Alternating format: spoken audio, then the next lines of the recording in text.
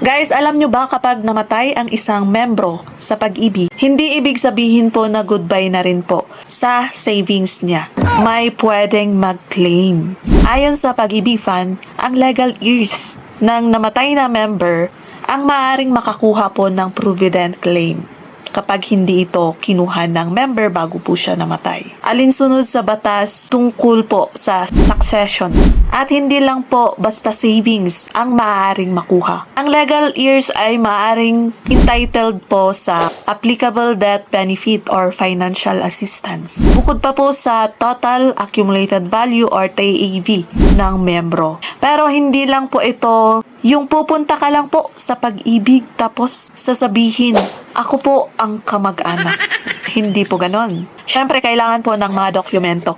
Kaya nga po maraming nagre-reklamo dahil pahirap din po sa ibang mga beneficiary kasi marami pong nire-require. Pero kailangan lang din natin tiyagain na makuha yung mga document na requirements po ng pag-ibig para din po makuha natin yung TAB ng member, yung death benefit or yung tinatawag nating financial assistance. Kasama na po ang death certificate sa requirements na kailangan. At syempre, yung proof of surviving legal heirs. Depende sa family situation. Kaya real talk, habang buhay pa, ayusin at itago ang mga importanteng documents. Kasi kapag may nangyari, dagdag problema pa sa pamilya ang paghahanap ng papeles po ninyo.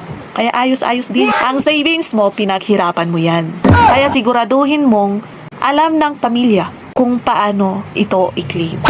Kaya minsan nga, mas maganda rin yung sasabihin na natin sa ating kapamilya na meron tayong SSS na pwede nilang i-claim kapag kayo po ay sumakabilang buhay. At syempre, yung mga may co-op dyan ha, sabihin nyo rin na meron kayong kooperatiba na sinalihan para din po hindi mahirapan yung inyong mga pamilya.